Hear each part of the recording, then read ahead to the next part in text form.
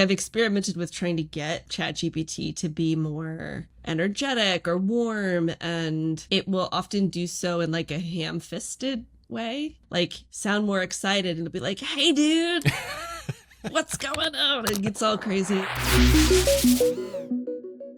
Howdy, everyone. I'm your host, Todd Nienkerk. We're all familiar with chatbots, those little speech bubbles that pop up in the bottom right-hand corner of websites, cheerfully, robotically asking us, "How can I help you?" They are, of course, virtually always powered by AI. Sometimes we don't want to chat. Sometimes we want to talk to a human. And we do the unthinkable, and we call, on the phone. Well, guess what? That person you're talking to may not be a person at all. That's right, chatbots can talk, and they're pretty good at it. Today's episode dives into the fascinating worlds of conversation design and AI agents. With AI playing an increasingly important role in user interactions, these systems need to feel more human while remaining highly precise and versatile.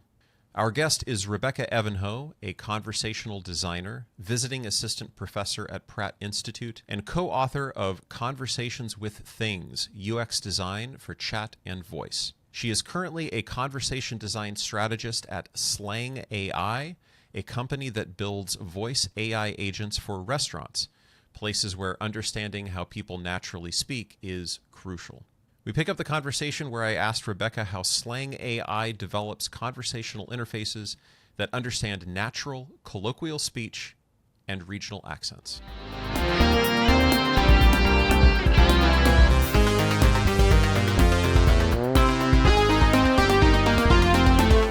Trying to account for different dialects, different levels of formality, both on the caller side and on the restaurant side.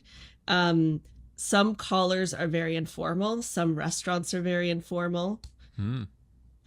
Some people are very formal. Some restaurants are very formal. And then you sort of layer over that the question of all these dialects from all over the US, and for us, a bit international as well. So we have to account for that variation in the training.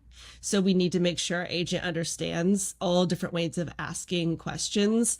A simple example is like some people say you, some people say y'all. So we might see in some southern regions people saying, do y'all have wings? And we have to make sure that our agent recognizes things like that just as well as other, all forms of language.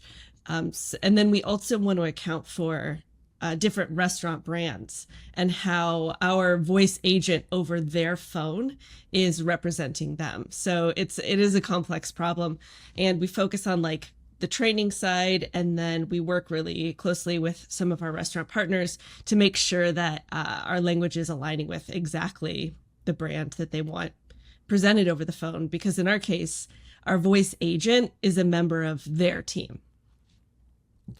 The voice agent as a member of their team, meaning, do you mean that sort of metaphorically? How do you mean that? So our main product answers restaurant phones.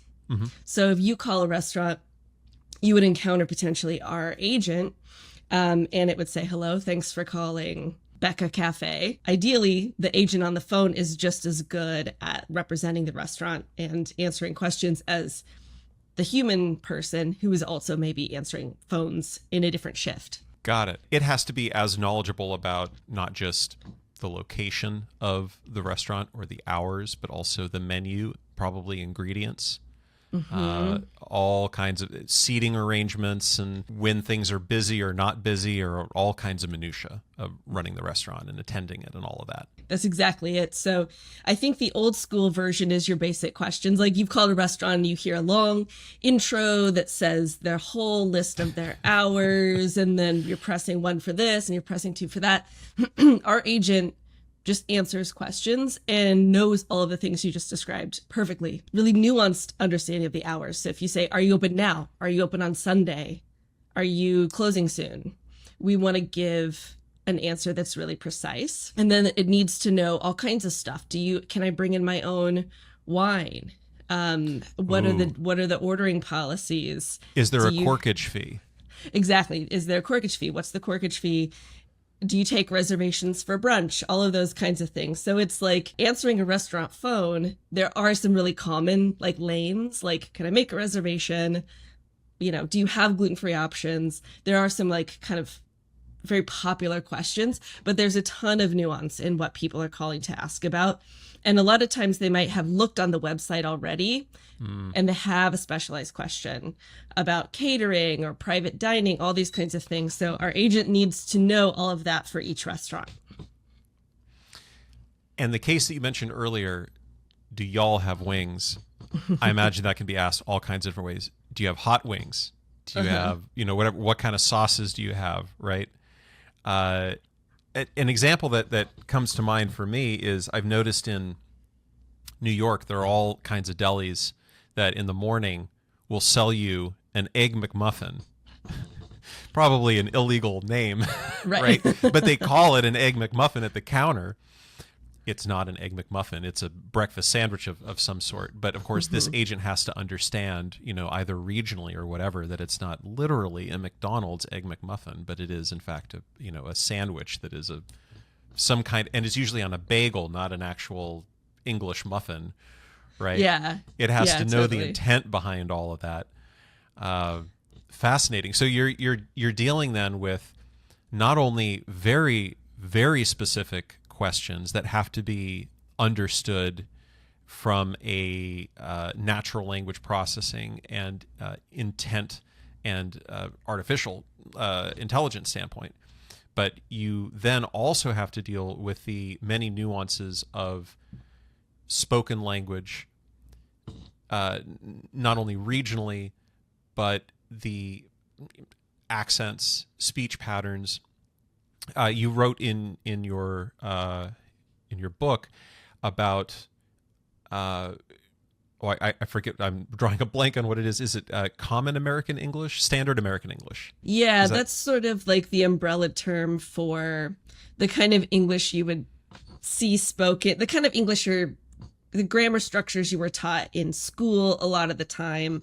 And it's sort of a tricky term because there is no true standard American English. Every dialect is equal in terms of its complexity and its validity, but there is kind of this like one that you would see in like a grammar textbook. So that's the standard that we're referring to.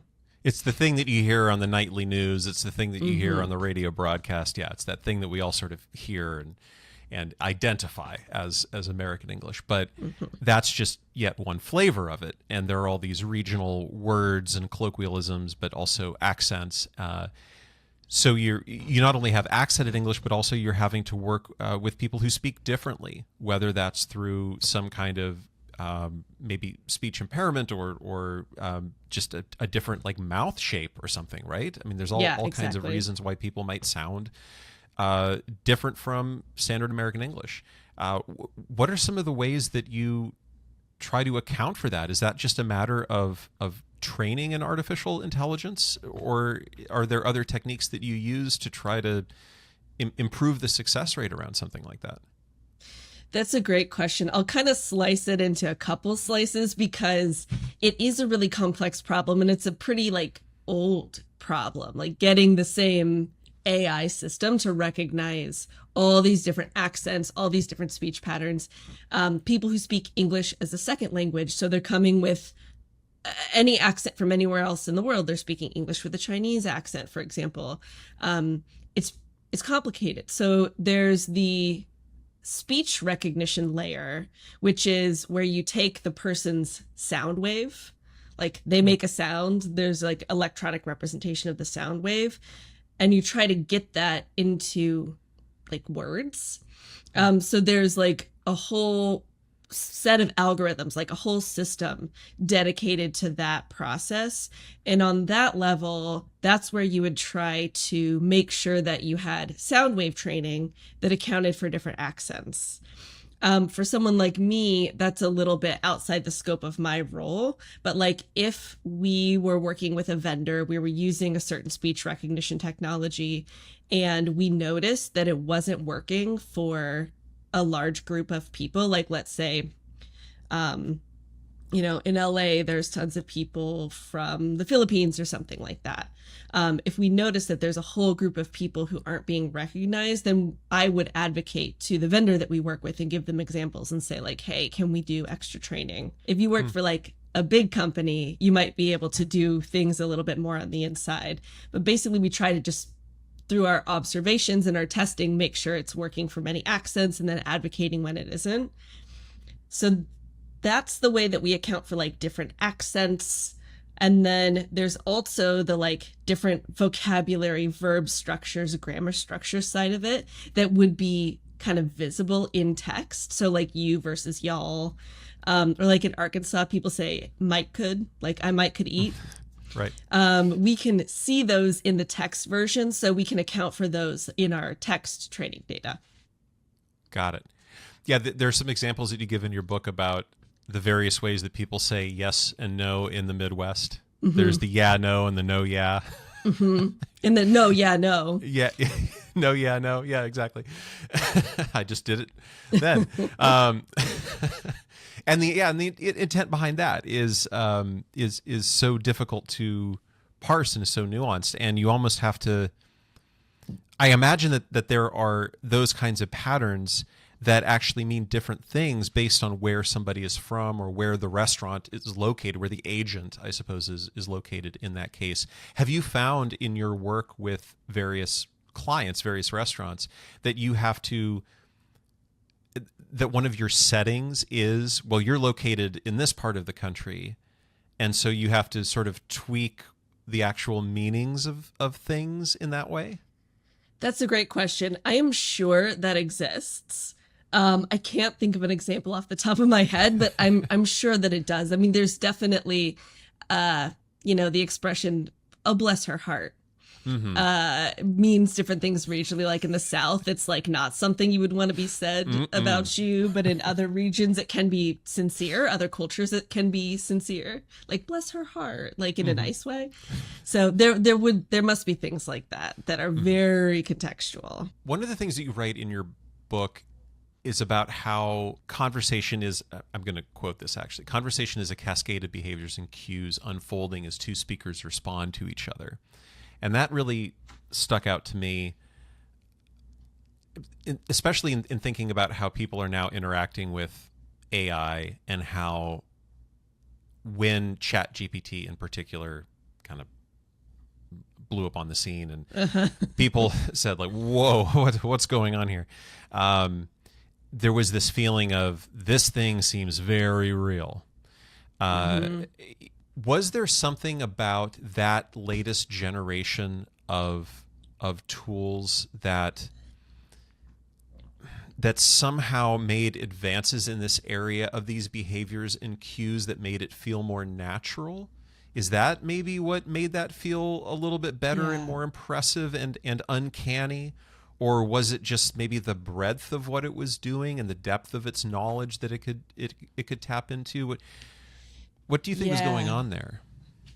Yeah, I mean, I think a lot of people, myself included, were pretty stunned when ChatGPT and all of its cousins, right? Now there are so many, when it came out. And I think the biggest complaint with these old systems that are, some of them feel like decision trees. Like you can feel yourself being routed and you can feel yourself hitting response. You can tell it misunderstands you, but it doesn't know that it did. So it's those older systems. The challenge was to make it feel like a unfolding conversation. Part of the way that you get that, that smart feeling, like, oh, I'm talking to something smart, is that precision of the response. LLMs can do that out of the box, right? Like they can compose these very natural sounding responses. They do give really precise answers, and they even do, there's something, and we write about it in the book a little bit, something called a discourse marker, which is this whole category of like linguistic things that people do, like where they confirm by saying, sure, I'll get that for you. So sure would be like a discourse marker.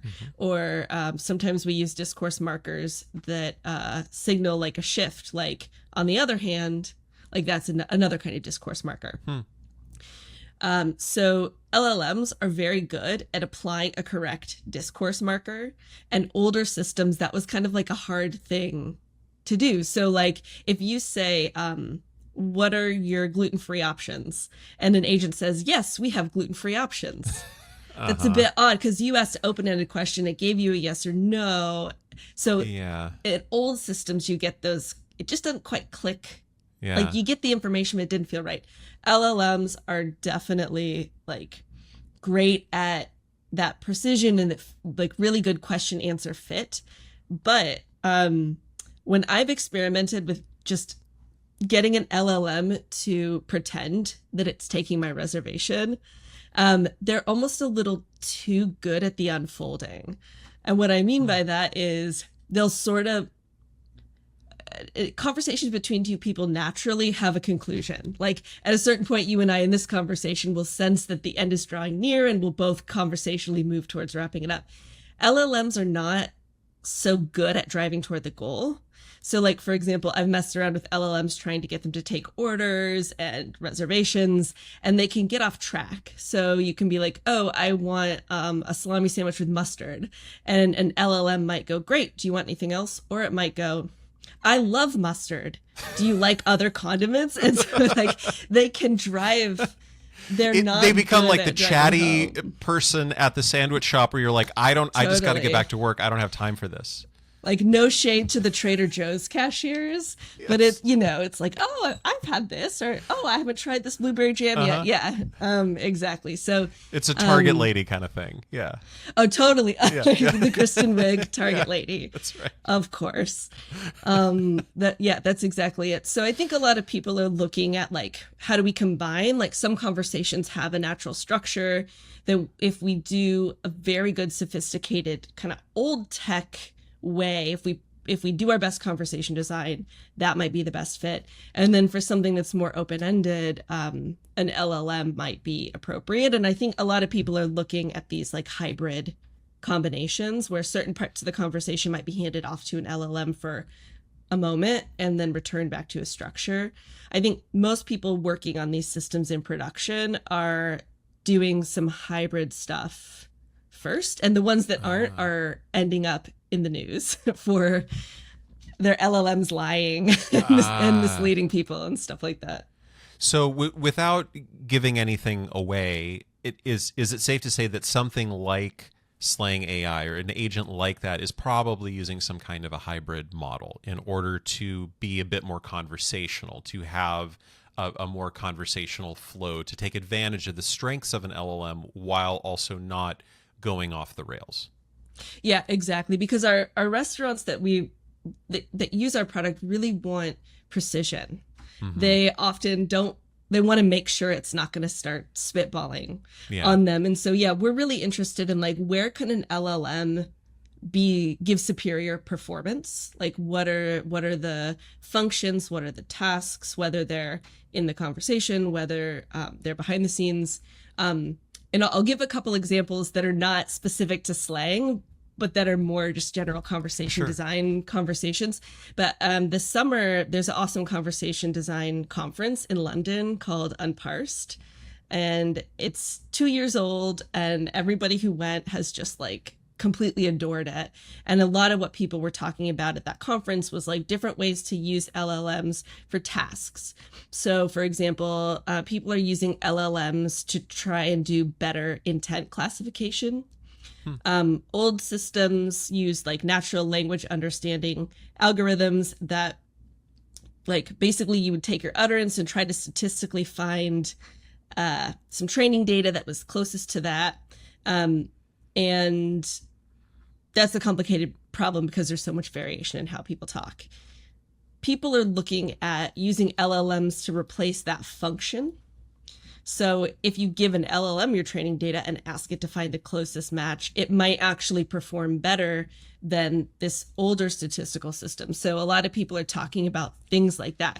Can LLMs just give us more nuanced performance? And a lot of groups who are reporting that they were finding success with that. So to go back to the example you gave several minutes ago about somebody asking, do you have, what are your gluten-free options? And using the older kind of decision tree conversational design methodology or system, the intent would then read, this person is effectively asking, do you have gluten-free options? And so therefore it lands on the predetermined response, yes, we have gluten-free options. So the conversation then becomes, what are your gluten-free options? Yes, we have gluten-free options. They include blah, blah, blah, blah. And that is an awkward conversation because the person asked, what are, and then the answer was, yes, we have. But now the approach seems to be, let's create a hybrid kind of model where we're not just creating a system where we create intents and responses, where the responses are predetermined and extremely precise because they are hard-coded, essentially. The intents are predetermined and the outputs are hard-coded. Instead, we have a little bit of hybridization where we're allowing a little bit of generative AI to respond more naturally to the shape of the question. I'm not using a technical word here for this, but the kind of shape of the question, understanding the intent, but responding to the shape of the question so that it would know not to say, yes, we do have gluten-free options, but to understand our gluten-free options are X, Y, and Z, right? Yeah, exactly. This actually brings me to something else I wanted to ask about in your book, which is something that we run into constantly with making websites, which is you note that conversational interfaces are often viewed as a technological problem to be solved and not necessarily a user experience problem. And this takes the form of, let's first throw a lot of developers and technology and APIs and prepackaged solutions and all of that at the conversational issue. And then at the 11th hour, let's bring in a conversational designer to then smooth out all the rough edges. Yeah, right? exactly. I mean, how many times have we run into a website where somebody has built a lot of stuff and then like, oh, it doesn't, the user flow here isn't quite right, or it doesn't, operate very well. Let's just get a user experience designer in here to, solve all the UX issues. Well, it's a little late for that, right? Totally. First of all, how prevalent was that issue when you first wrote about this 3 years ago? Has it gotten any better? My brain is going back through like all of these clients that I went to that hired me as a conversation designer, and they go, our conversation, it's been in production for a year, it's no good, and do your design magic and tell us what to fix. And I would say, okay, you need to re-architect your training data, you need more logic, all of this stuff that required code.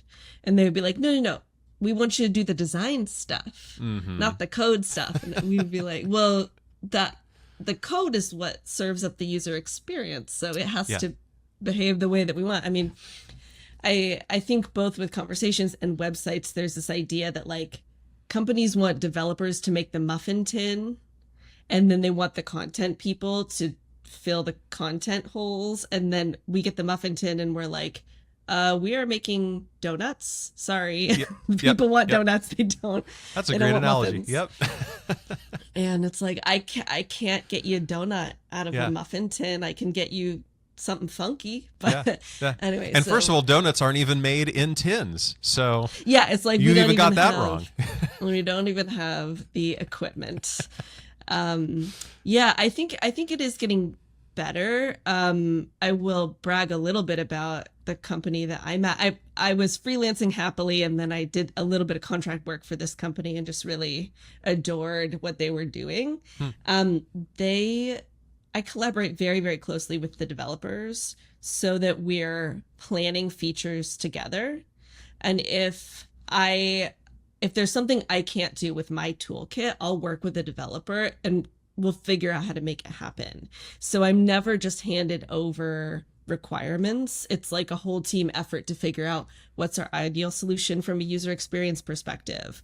Can we build it with the tools that we have? What does it look like if we make a new tool, or and it's really delightful to overcome what used to be constraints in new ways. Like with the technology and my team, I can do stuff now that I've always just felt like was a limitation, and now we can just solve it and move on. And I think some of LLMs solve some of that. I think we're also pretty good with classic. I don't know. We're good hackers as a group too. So it's really delightful to not get the muffin tin.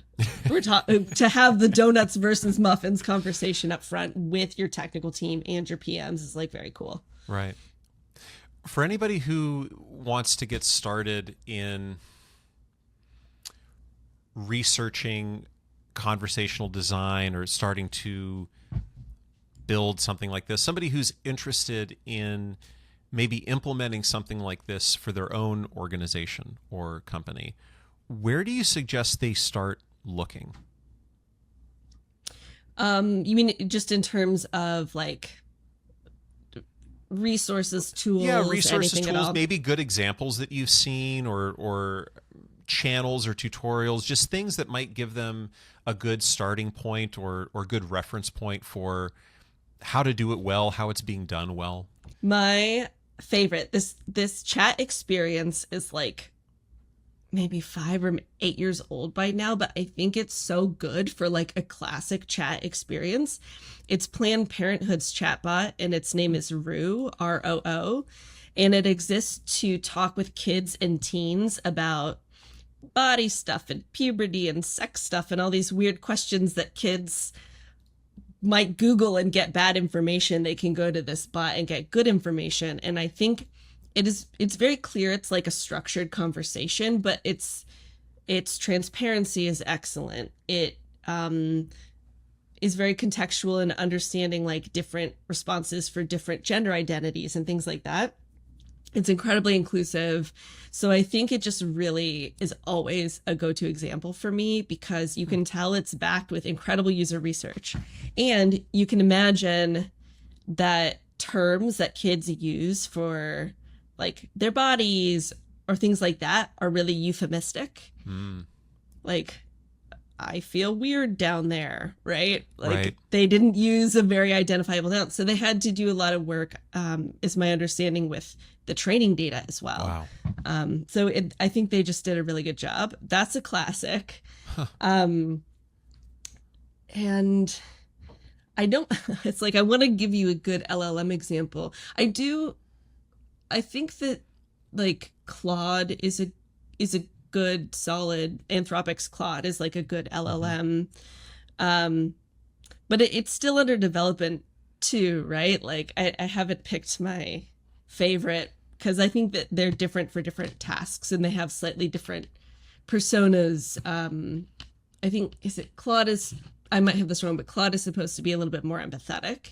Yeah, that's So it's more that's what I've trained in heard as that. well. And you mentioned discourse markers earlier in the conversation, and I've heard too that one employs those more than ChatGPT. That we actually had Greg Bennett on the show a few episodes ago, and he specifically highlighted Claude as using discourse markers more effectively than ChatGPT, for example, and compared ChatGPT to responding more in the form of writing articles, as if it's sort of writing an article to you, whereas Claude is more having a conversation with you. Those in the content creation, content strategy space that we work with, among other web agencies, do tend to prefer Claude at the moment to generate ideas and content over ChatGPT. Yeah, ChatGPT is a little square. And That's a good you way to can put like, it. There you go. you can, I've taught writing in, like undergrad and graduate programs, and like, if a student turned that in, I would sort of be like, well, this is grammatically correct, but like, let's find your voice, Yeah.